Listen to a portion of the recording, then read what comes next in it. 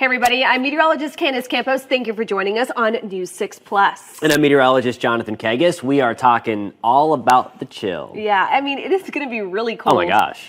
I mean, and you're from up north, and you're even getting excited about how cold we actually could get. Yeah, this is a big one. I mean, we were talking about years, potentially, all this big-time cold front that's going to blast in here as we get into ready to start the weekend. I mean, and when we talk about where this cold air is kind of originating from, it's kind of an interesting story. Yeah. So let's start. We're going to show you. Let's get to the models first, kind of give you an idea of what's going on. So we have this area of low pressure, trailing cold front, pretty typical story, but it's going to clear and bring us a whole lot of cold air, Jonathan. Yes, you're going to hear the headlines in the Northeast, at least potentially likely making the headlines here of a big-time blizzard right along the East Coast getting up into New England. This is the same system, though, that's going to dislodge the air literally from the Arctic Circle. We're going to show you that in a second, and pull it down to the eastern two-thirds of the country. So it's not just Florida that's going to be in the chill. It's literally everybody on the eastern two-thirds of the country. Really one of the only places you can escape it, the desert Southwest. This is the big blast of cold. It's really going to be like a seesaw in temperatures across the country. And we were talking about it throughout some of the newscasts last few days as folks in the Northeast are kind of freaking out about this blizzard a little bit. I mean, they're packing the bread and the milk, and you know, you're from there, so you get what it is. But for us here in Central Florida, we're going to have to do a couple things, like maybe add a couple more layers into our wardrobe for tomorrow, for the next couple days. And I know I've been talking to people on Facebook, and this is crazy atypical. I was talking to meteorologist Samara Kokinas, and this is, since I've lived here, this has been one of the worst weeks of weather in Florida. I mean, typically you're thinking of the beaches, you're thinking of the sunshine. It's been gray, not only cold, but cold and gray. It's rare that you get that combination in Florida, I feel like. Yeah, I was a meteorologist in Oregon back in the day, and this is exactly what it feels like. It's almost Pacific Northwest. But the sunshine will be coming out this weekend along with those really cold, chilly temperatures. So this is the graphic we were talking about, the origin story of this cold air, I guess you could say. Absolutely. So track these parcels. This is what's called a backward trajectory model. So it's run in the future and then goes back into the past. So basically we're taking the air mass from Sunday morning. Think of like a little box, a little tube of air. Exactly. Right. And right now it's living up to the west of the Hudson Bay and really towards northern Alaska. That's where it's charging up right now. And it's all nice and it's all cozy up there. Yeah. And that big blizzard that we showed you that's going to get ready to go anyway, that big nor'easter that's going to ride up the coast is going to help to pull it down. You're already starting to see some of that purple color work its way into the northern tier of the country. That is what is going to blast in here as we get ready to start the weekend. Really, Saturday morning, you are going to feel that. It's a nonstop flight from wherever it's at. From Absolutely. Alaska. Yeah. And so when we talk about how cold those temperatures are going to get, we're talking the coldest weather we've seen in about 4 years. Yeah. So 2018 was the last time we actually saw temperatures this cold. It's crazy. I mean, we know it gets cold every now and then down here, but it's not that often that we're talking about this widespread like this. And there is another view here, that red showing where that low pressure is developing. And this is the catalyst. So why are we talking about the Northeast? Well, because this big nor'easter is going to be one of the main reasons why that we are going to get this cold. Right. And that's some of the cold that is coming here as you take a look at this map. Sunday morning. So think about your weekend plans, okay? So you've got soccer practices, you've got this, you've got that. But if you have Sunday morning services, you're heading to church, just get ready, because these are the temperatures we're going to be waking up to. So the coldest time of the day, this is something I continue to reiterate with my family. It's not midnight. Right. That's not the coldest point of the night. It's 7 a.m., right before the sun starts to rise, when those temperatures dip. And that's what we can be seeing by Sunday morning. Look at those temperatures. We're talking 20s and 30s, not feels like temperatures. Right, exactly. And that's a good point. This is what it will read on your thermometer. In some places might not get to 20 if the stars align, like northwest of Orlando, Marion County points north, certainly north central Florida could bottom out in the teens. The one positive thing is people are like, wait, no.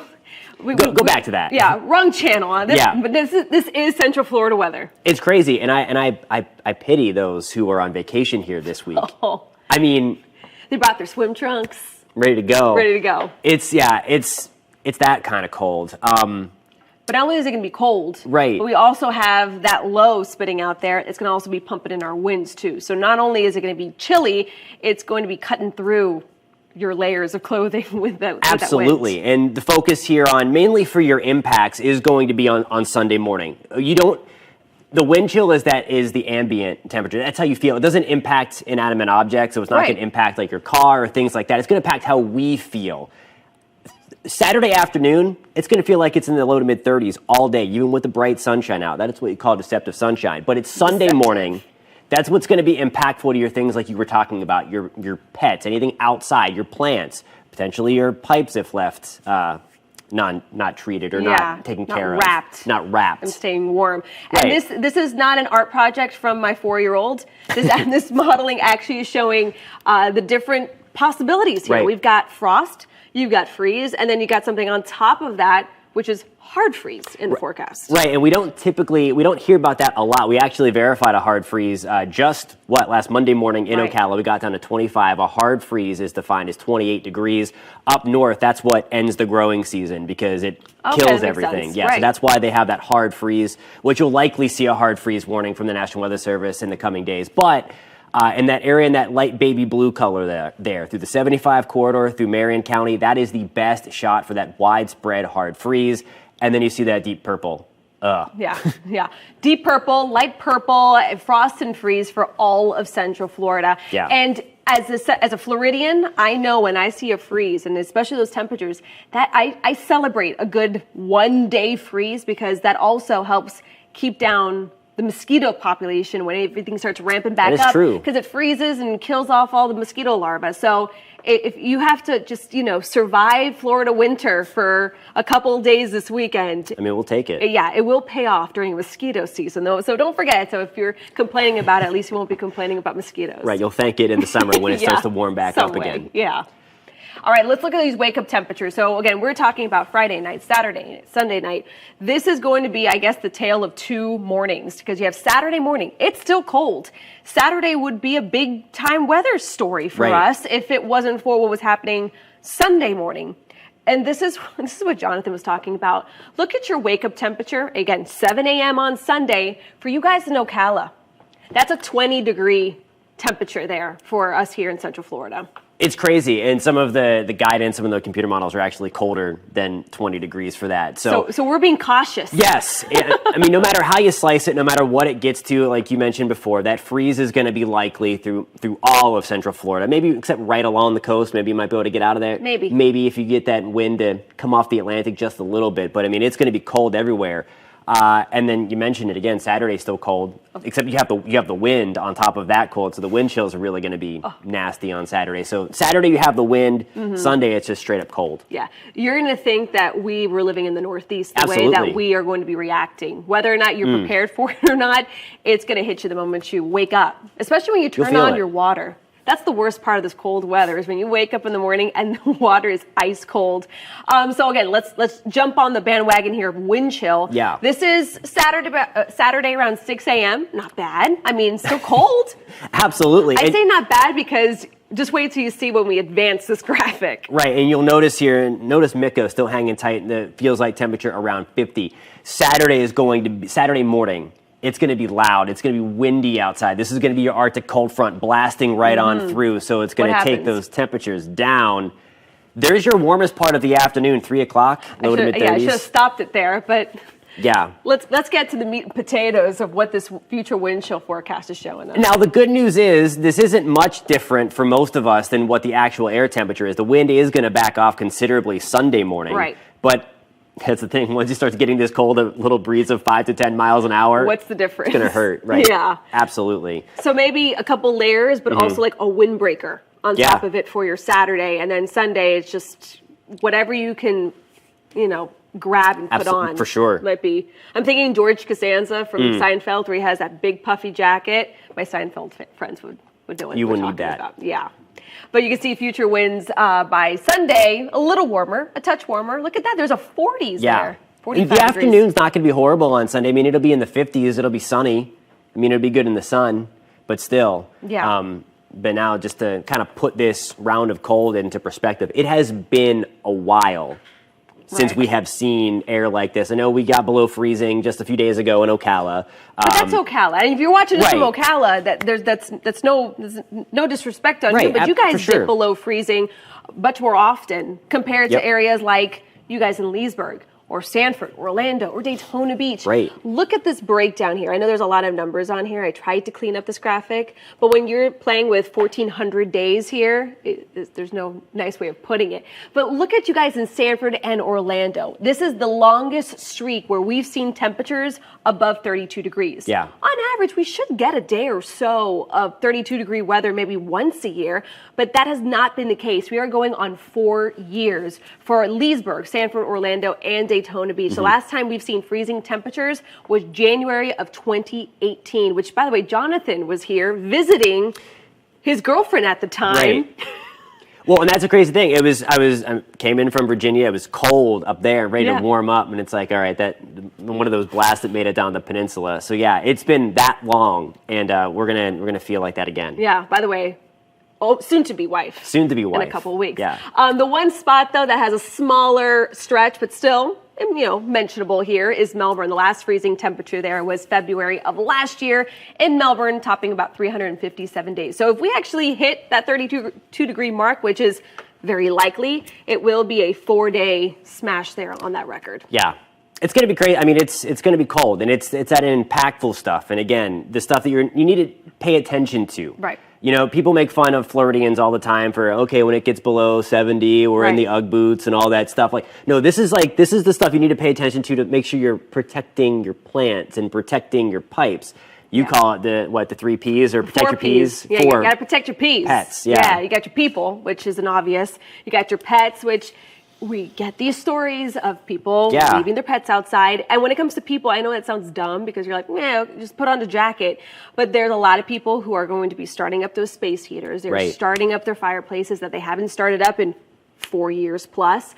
So these are it's one of those times that you want to really start thinking about safety when it comes to how you're heating your house. No question. Candles, they don't release a lot of heat, so stop lighting things on fire. Right, but people use them. You hear about it all the time. Exactly. So, I mean, I'm the wife of a firefighter. I hear those stories. So that's when we talk about protecting the people. Protecting your pets, just bring them inside. They want love too. They have fur, but it doesn't do anything. If you're cold, they're cold, and you're going to be cold. Yeah, they're not polar bears. So unless you have a pet polar bear, bring them inside. Maybe a husky would be okay. Maybe. They like that stuff. Maybe. But this is another one that obviously matters to a lot of people. For sure. A lot of people got plants for Christmas, pretty orchids and stuff like that. This is something you want to make sure. Water your plants if possible. Probably Saturday afternoon. What that does is the water helps absorb some of that heat down to the surface. That way, when all that heat escapes overnight, it doesn't, you have more heat built up down at the soil. It's counterintuitive, you may think, because it's like water and freeze, like it's going to make ice, but it's, the science behind it. You just broke that down. Science. Yeah. Yeah. If possible, just the easiest thing to do would be bringing them in, but I know we have a lot of plant parents. Some of them are in the ground, and that's a problem. Yeah, some are in the ground. Don't go yanking them up. Yeah, don't do that. Just cover them with, there's these frost blankets. They come about $10-15 at your local hardware store. If you want to save that money, you can maybe just do cotton sheets, bed sheets, tablecloths. Just don't put anything with plastic over it. I know it sounds weird, but a lot of people will put plastic, those plastic tablecloths or, shower curtains. That doesn't work, as the plastic will freeze and then defeats the purpose. Yeah, and so that's just, again, to reiterate what Candace said, of course, we just broke this down for you. Make sure you're covering those plants if they are sensitive, especially those tropical ones.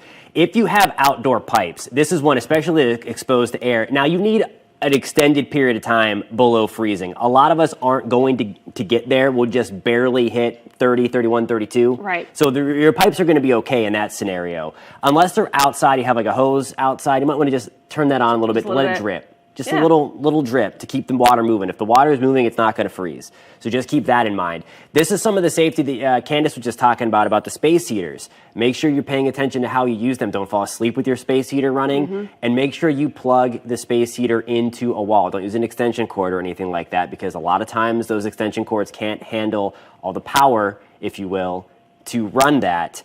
One of the main questions we get during hurricane season, what do I do with my pool? Well, we're not talking about a hurricane, obviously, but obviously, if you have water, I mean, it was just 2 weeks ago. I mean, it was hot. It was. It was 80s. It was. And we had pool weather. You could almost take a dip if you wanted to. For sure. Not anymore. Make sure you have your pump continuously running, really, as you get into Saturday and Sunday. Makes sense. You don't need the heater.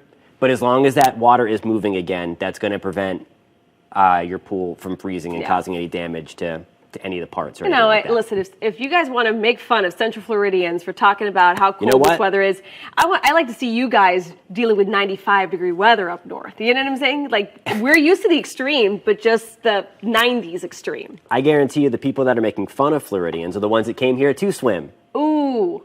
And can't. No offense to people who are coming to visit. We love visitors, obviously. We do. But, I mean, it's going to be cold. Yeah, and that's going to be one of those other things, most likely a lot of the theme parks are going to, the water parks, they close when the weather dips below 60. So pretty good idea that if you have any plans to go to the water parks this weekend, you might want to come up with different plans. But again, it is going to be a chilly, chilly weekend. Yeah. Coldest weather in about 4 years. Temperatures Sunday morning down into the 20s and 30s. Yeah. If you're lucky. If you're lucky. Into the 30s. Barely into the 30s. Yeah. Well, thank you again so much for joining us on News 6 Plus. Make sure to stick around on the app, go around, check out some of our real special stuff that we've got specifically for our viewers of News 6 Plus. Have a great rest of your day. Stay warm, Central Florida. It's going to be chilly.